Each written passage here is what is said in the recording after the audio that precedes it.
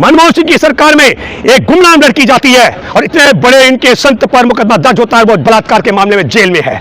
और इतना छोटा सा ब्रजभूषण शरण सिंह, एक सांसद, उसके खिलाफ गोल्ड मेडल विजेता बेटियां सड़क पर हैं और देश का सबसे काबिल वकील कपिल सिब्बल उसके लिए सुप्रीम कोर्ट का दरवाजा खटखटाते हैं और मुख्य न्यायाधीश सुनवाई करता है और छोटा सांड की तरह घूम रहा है। मेरे लिए एक बड़ा सवाल फिर यह है, अगर ज्वाइंट पार्लियामेंट कमेटी की जांच बैठे हिंडनबर्ग की रिपोर्ट पर हमारे देश में अदानी के मसले पर, तो नरेंद्र मोदी को देशद्रोह के मामले में जेल जाना पड़ेगा। क्या वो जंगली भेड़िया है? क्या वो जंगल में घूम रहा है? क्या अरे भाई, ब्रजभूषण शरण सिंह का घर अगर मालूम नहीं है जांच अधिकारी को, तो मैं भूपेंद्र रावत ले चलता हूं उसको उसके घर पर। वो कोई जंगल में थोड़े भटक रहा है। एक हमारे देश के प्रधानमंत्री नरेंद्र मोदी के गुरु हैं, उनका नाम है संत आसाराम। संत आसाराम पर उन्हीं के भक्त की बेटी ने अगस्त 2013 में मुकदमा दर्ज कराया था। तब भी यही कानून था मोदी सरकार के रहते हुए। इसलिए मैं आप सब लोगों से कहना चाहता हूं, इनके संगठन में ना नारी के लिए सम्मानना स्थान है, और जब नारी के लिए सम्मानना स्थान ना हो, मैं चाहता हूं कि ऐसी व्यवस्था को बदल डालो, बदल डालो, बदल डालो। देखिए, इसकी 3-4 वजह है। एक तो पहली मैं बता दूं, आप सबसे जो मैं मेरे व्यक्तिगत तौर पर और अनुभव के आधार पर मैं कह सकता हूं, आपके सवाल का एक महत्वपूर्ण जवाब, जिस दिन हमारे इन बालिकाओं ने यौन शोषण के खिलाफ लिखित शिकायत कनाट प्लेस थाने में दी थी और उसके बाद सुप्रीम कोर्ट का दरवाज़ा खटखटाना पड़ा, सुप्रीम कोर्ट के मुख्य न्यायाधीश की अध्यक्षता वाली बेंच अगर गंभीरता से सुनती और यौन शोषण की लिखित शिकायत को एफआईआर में तब्दील न करने वाले पुलिस कर्मियों को दंडित करने का आदेश जारी कर देती, तो मैं आपको दावे के साथ में कह सकता हूं कि एफआईआर दर्ज होने के बाद जो जांच अधिकारी तय हुआ है, मैं जानता हूं कि एफआईआर जब दर्ज होती है उसके नीचे जांच अधिकारी लिखा होता है, तो अब तक ब्रजभूषण शरण सिंह गिरफ्तार हो गए तिहाड़ जेल में होता। एक दूसरा, जांच अधिकारी गिरफ्तार क्यों नहीं कर रहा है एफआईआर दर्ज होने के बाद? क्योंकि हमारे देश में जो लोग सत्ता के शिखर पर बैठे हुए हैं, पूरा संघ परिवार नारी महिला द्रोही है। महिला द्रोही इसलिए कह रहा हूं, इसके गठन से लेकर केशव हेगड़ेवार से लेकर के और मोहन भागवत तक आज तक का इतिहास है, पिछले 100 साल से ज्यादा का। इसमें महिलाओं के लिए न कोई सम्मान है और न कोई स्थान है, तो आप समझ लीजिएगा।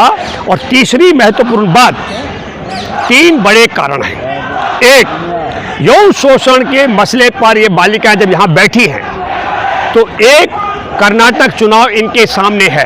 कर्नाटक चुनाव से पहले अगर ब्रजभूषण शरण सिंह को यौन शोषण के आरोप में जेल में डाल दिया, मैं कर्नाटक की जनता को बहुत करीब से जानता हूं।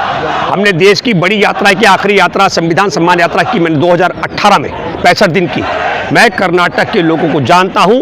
यदि आज ब्रजभूषण शरण सिंह जेल चला जाए कर्नाटक की पोलिंग से पहले, तो दहाई का आंकड़ा नहीं छू सकती है भाजपा कर्नाटक के अंदर। दूसरा बात, आपको मालूम है हमारे देश में 4 राज्यों के राज्यपाल रह चुके सत्यपाल मलिक, जो भाजपा के बहुत बड़े कद्दावर नेता, उन्होंने कहा, सवाल उठाया कि किस तरीके से हमारे देश के पुलवामा में 40 जवानों की हत्या षड्यंत्र के तहत मोदी सरकार ने करवाई, इस पूरे मसले से ध्यान भटकने का।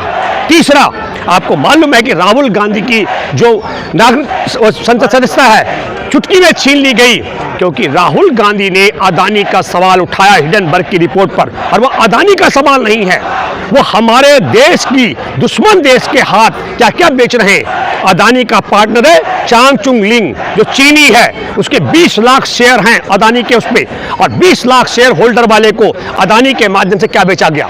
हमारे देश के बंदरगाह पर चीन का कब्जा, हमारे देश के एयरपोर्ट पर चीन का कब्जा, हमारे देश के रेलवे लाइनों पर चीन का कब्जा, और हमारे देश में हथियार बनाने की कंपनियों पर चीन का कब्जा। तो नरेंद्र मोदी की सरकार को एक पूरे हिंडनबर्ग और अदानी वाले मामले से निजात मिल रही है।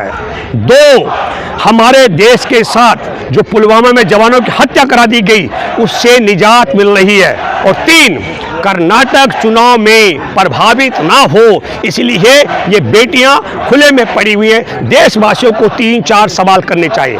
एक, मैं दावे से कह सकता हूं, अगर ज्वाइंट पार्लियामेंट कमेटी की जांच बैठे हिंडनबर्ग की रिपोर्ट पर हमारे देश में अदानी के मसले पर, तो नरेंद्र मोदी को देशद्रोह के मामले में जेल जाना पड़ेगा। दूसरी बात कहना चाह रहा हूं, सत्यपाल मलिक ने जो सवाल उठाया, मैंने भी अगस्त 2019 में उठाया था कि देश की खुफिया एजेंसी की रिपोर्ट को खारिज करके और हवाई जहाज की मांग की थी आला अधिकारियों ने, उसको नकार करके जवानों की हत्या कराने की ईमानदारी के साथ अगर जांच होगी तो हमारे देश के राष्ट्रीय सुरक्षा सलाहकार अजीत डोभाल और नरेंद्र मोदी को जेल जाना पड़ेगा देशद्रोह के मामले में। और तीसरी महत्वपूर्ण बात, आज अगर निष्पक्ष तरीके से जांच हो ब्रजभूषण शरण सिंह को, ये कौन सा सवाल है कि आप समझिए, कई नेता आके कह रहे हैं कि 10 दिन का टाइम, 5 दिन का टाइम, क्या वो जंगली भेड़िया है क्या? वो जंगल में घूम रहा है क्या? अरे भाई, ब्रजभूषण शरण सिंह का घर अगर मालूम नहीं है जांच अधिकारी को तो मैं भूपेंद्र रावत ले चलता हूं उसको उसके घर पर। वो कोई जंगल में थोड़े भटक रहा है।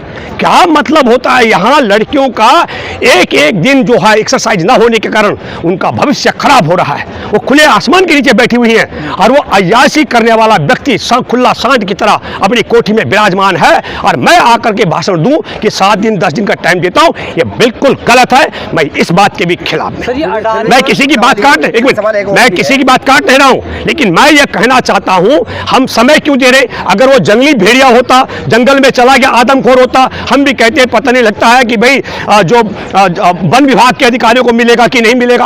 अरे वो सांसद है यार, बैठा हुआ है अपनी कोठी में, जांच अधिकारी को जाना, हथकड़ी लगाने, जेल में डालना है। इसमें समय देने का समय क्या मतलब है? अगर उसके पास गुंडे हैं और पुलिस कम पड़ रही है तो सेना भगाओ, नहीं है तो फौज मंगाओ भाई, पर पकड़ के उस दुर्दांत को जेल में डालो। तब मैं ये कहना चाहता हूं, इस तरह के पहले भी कांड हुए हैं और बातें सामने आई हैं, शोषण की, रेप की। इसी जंतर मंतर पर हमने कवर किया है, लाखों की संख्या में पब्लिक पहुंच जाती है। इन बेटियों के समर्थन में तो लोग, आम लोग तो निकल के आ नहीं रहे हैं, राज्य के लोग आ रहे हैं। जी नहीं, जो आपका ये सवाल है, असल में आज की तारीख में देखो, आप उस युग की बात कर रहे हैं जब ये मोबाइल, यूट्यूब और ये सब नहीं था। आज की तारीख में आपको 2 चीजें सोचनी पड़ेगी। एक, वो गोदी मीडिया जो ये पूरा प्रचार कर रहा है, झूठा प्रचार, एक ही परिवार एक ही राज्य। क्यों? एक राज्य और एक परिवार का सवाल है। हम ये कह रहे हैं कि ये लड़कियां यौन शोषण के शिकार हैं, इन्होंने मेडल जीते हैं, लेकिन फेडरेशन का काम है, फेडरेशन की कमी है। फेडरेशन के अंदर वो कौन सी कमियां हैं कि देश के दूसरे राज्यों के लड़कियां पहलवान नहीं बन पाई, या वहां भी यौन शोषण का ये सिलसिला रहा होगा। मैं आपके माध्यम से एक बात कहना चाहता हूं, यह सवाल भी खड़ा हो रहा है कि साहब ये देर से क्यों आए? देर से आने का मैं एक बड़ा ज्वलंत उदाहरण बार बार देता और फिर देना चाहता हूं। एक हमारे देश के प्रधानमंत्री नरेंद्र मोदी के गुरु हैं, उनका नाम है संत आसाराम। संत आसाराम पर उन्हीं के भक्त की बेटी ने अगस्त 2013 में मुकदमा दर्ज कराया था। तब भी यही कानून था, तब भी यही सुप्रीम कोर्ट था, और तब भी सरकार होती थी। तब हमारे देश में उदार हृदय की सरकार थी, मनमोहन सिंह जी की। उसके मन में महिलाओं के प्रति सम्मान था, इसलिए देश में अटल जी, आडवाणी जी से लेकर जोशी जी तक, शिवराज चौहान से लेकर मोदी तक जो मत्था टेकते थे आसाराम के चौखट पर, उसके खिलाफ बलात्कार का मुकदमा दर्ज हुआ। ब्रजभूषण शरण सिंह की हैसियत उससे बहुत छोटी है, और उसने हमारे देश के गोल्ड मेडल विजेता, उस लड़की ने जिसका आसाराम ने बलात्कार किया था, उसका नाम नहीं जानता दुनिया। भारत में किसी को मालूम नहीं है उसका नाम, उसके पिता का नाम मालूम नहीं है, सिर्फ मैं भी नहीं जिक्र कर रहा हूं। और ये बेटियां जो ओलंपिक में हमारा देश का नाम रोशन करके मेडल जीत कर लाई हैं, वो बैठी है खुले आसमान के नीचे, वो उनको दंड मिल रहा है, पुलिस हमले कर रही है, वो खुले आसमान के नीचे है, और अय्याशी करने वाला चैलेंज कर रहा है। क्या कहा उसने पता आपको? उसने कहा मुंह खोलूंगा सुनामी आ जाएगी। वो सुनामी हमारे लिए नहीं आएगी, हम तो रोज बोल रहे हैं, बोल अगर ब्रजभूषण की ताकत हो तो, पर उसके मुंह खुलने से आडवाणी, सॉरी मैं आडवाणी बोली, माफी चाहता हूं, नरेंद्र मोदी, इसलिए आप बीच में बोले, नरेंद्र मोदी, अमित शाह, नड्डा, पूरी भाजपा में एक सवाल करना चाहिए देशवासियों को, ये सारे के सारे उस सुनामी में बहने वाले हैं क्या? उसने दूसरी बात कही, हाँ क्या राज है कह रहा हूं मैं। दूसरी बात, अब चैलेंज किया है, कहा कि बोल मोदी, बोल अमित शाह, बोल नड्डा कि तुम पद छोड़ो।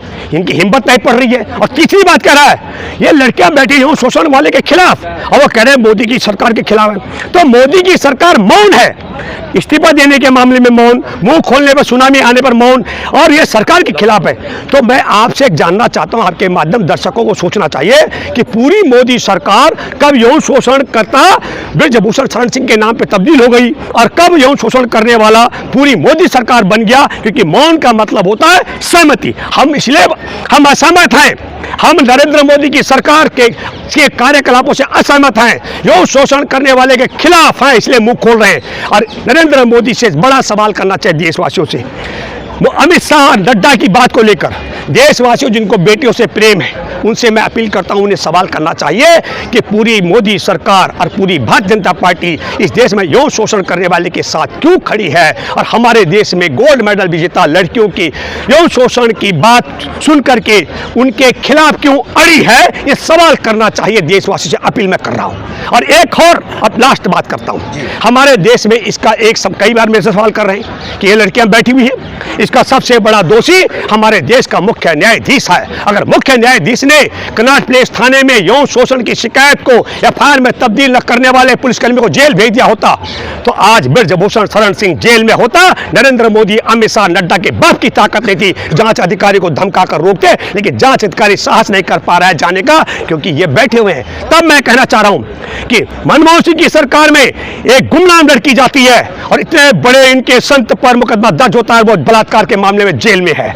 और इतना छोटा सा ब्रजभूषण शरण सिंह एक सांसद, उसके खिलाफ गोल्ड मेडल विजेता बेटियां सड़क पर हैं और देश का सबसे काबिल वकील कपिल सिब्बल उसके लिए सुप्रीम कोर्ट का दरवाजा खटखटाते हैं और मुख्य न्यायाधीश सुनवाई करता है और छोटा सांड की तरह घूम रहा है। मेरे लिए एक बड़ा सवाल फिर यह है, जब हम गोल्ड मेडल विजेता बेटियों को के अपराधी को जेल नहीं भिजवा सकते तो कल्पना कीजिए हमारे देश में करोड़ों दलित, आदिवासी, मछुआरे, भूमिहीन, खेतिहर मजदूर, उनकी बेटियों का यौन शोषण जब होगा तब क्या होने वाला है। गलत परंपरा शुरू कर दी है मुख्य न्यायाधीश ने।